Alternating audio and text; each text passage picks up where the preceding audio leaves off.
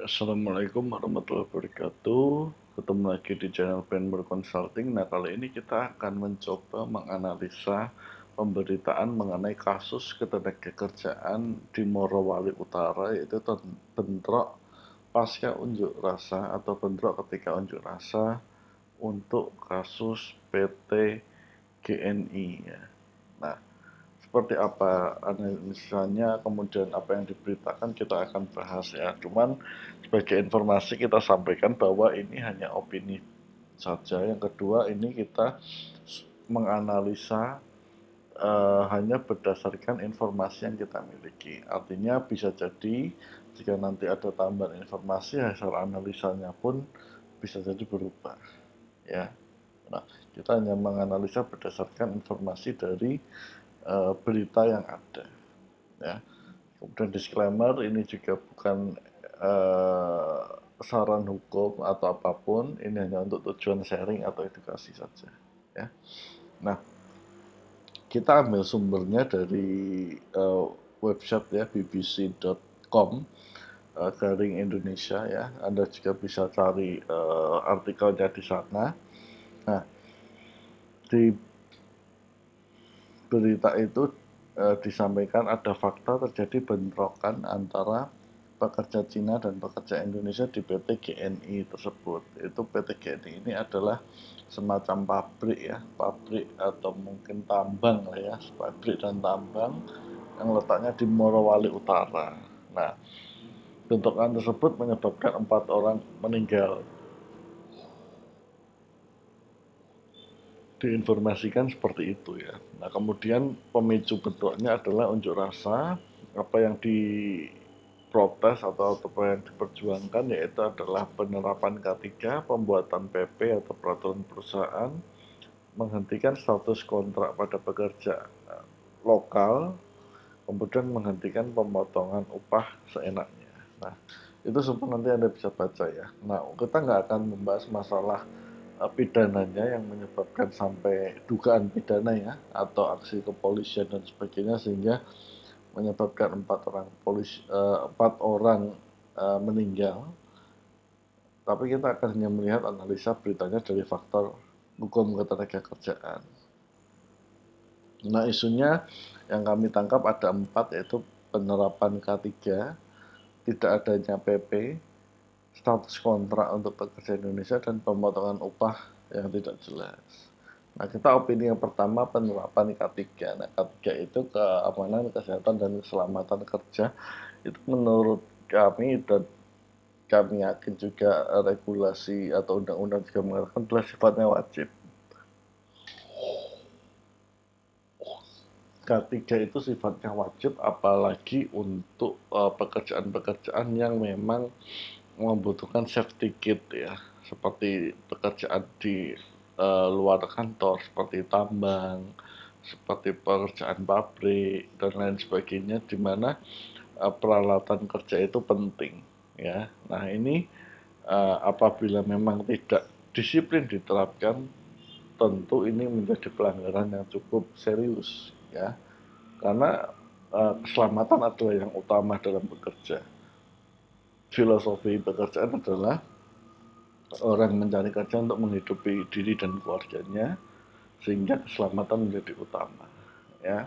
Nah, itu yang pertama. Cara ngeceknya gampang ya, tinggal ditanyakan saja apakah ada rules-nya, kemudian bagaimana penerapannya dan sebagainya. Saya yakin juga pabrik atau mungkin tempat kerjanya ada CCTV juga, kemungkinan juga pekerjanya juga pasti punya handphone, beberapa kali mungkin sering foto. Nah, di situ bisa ada bukti-bukti yang bisa dikolek, sehingga itu akan menunjukkan apakah penerapan K3 itu memang standar atau tidak dan diterapkan atau tidak. Nah, yang kedua adalah isu yang cukup penting menurut kami adalah tidak adanya peraturan perusahaan ya. Tadi diberitakan di artikel tadi ya, di berita tadi, bahwa tidak ada PP atau peraturan perusahaan. Nah, ini menurut saya hal yang cukup penting atau vital ya, karena kalau memang perusahaan itu tidak ada serikat pekerjanya maka dia wajib membuat PP. Tapi kalau ada serikatnya, serikat itu bisa minta kepada si manajemen untuk dilakukan perundingan untuk pembuatan PKP. Dan menurut Undang-Undang Ketenagakerjaan, pihak pemberi kerja atau pengusaha itu wajib melakukan perundingan jika ada permintaan untuk perundingan mengenai PKP. Nah, PP atau PKB ini kan didaftarkan pada instansi ketenagakerjaan setempat tergantung dari skala perusahaannya. Ya, jadi sebenarnya gampang cara ngeceknya. Anda tinggal tanya di Disnaker di situ atau sesuai skala perusahaannya ada nggak registernya. Ya. Kalaupun ada, masih berlaku atau tidak. Ya. Nah itu gampang banget ya. Jadi nggak butuh waktu lama. Nah, terus kemudian yang ketiga menghilangkan status kontrak bagi pekerja Indonesia. Nah ini faktor ini biasanya kalau yang ini ya, faktor bahwa karena adanya juga pekerja asing di pabrik atau di PT tersebut. Nah ini kadang menimbulkan perbedaan mungkin perlakuan atau mungkin yang satu merasa lebih kompeten dan sebagainya ya, macam-macam. Tapi sebenarnya esensi apakah pekerja Indonesia harus pegawai tetap itu tidak ada ya di aturan ketenagakerjaan. Artinya tergantung dari sifat pekerjaan yang dilakukan oleh si pegawai.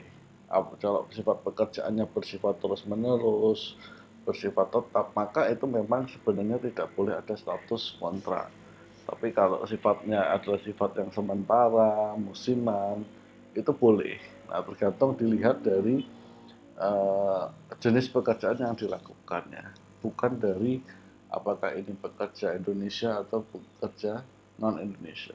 Nah memang itu secara normatif deh. Tapi di sisi lain saya coba melihat bahwa ini sepertinya karena ada tenaga kerja asing juga, maka pekerja lokal ini minta supaya statusnya lebih secure lah, karena harusnya karena tambangnya di Indonesia harusnya mengutamakan pekerja Indonesia. Ini seperti itu ya perspektifnya. Nah, yang keempat yang tidak kalah penting adalah protes mengenai pemotongan upah yang tidak jelas. Nah, kembali ya, karena tadi ada isu tidak ada PP atau PKB, maka pasti aturan terkait dengan pemotongan upah juga pasti akan dipertanyakan. Nah, memang tidak bisa seenaknya saja pengusaha atau pemberi kerja itu memotong upah yang telah disepakati oleh pekerja dan pengusaha. Nah, pemotongan upah pun itu harus dituangkan dalam suatu perjanjian kerja, PP atau PKB, sehingga kedua belah pihak tahu ya upah atau mungkin aktivitas seperti apa yang menyebabkan pemotongan upah ya, seperti itu. Jadi tidak bisa seenaknya sendiri ngomong kamu terlambat, kamu saya potong upahmu katakanlah 100.000 hari ini. Tidak bisa kalau memang itu memang belum disepakati dan tertulis di PK, PP atau PKB. Jadi harus clear. Cara ngeceknya ya gampang, lihat aja PP, PK atau PKB-nya muncul atau tidak ya. Kemudian bagaimana prosedur mengenai ketenagakerjaan di sana. Sebenarnya ini gampang. Karena apa? Cara membuktikannya ada atau tidak peraturannya, PP-nya ada atau PKB-nya ada. Kalau ada, tinggal cek dilakukan, dilaksanakan atau tidak. Sudah seperti itu saja.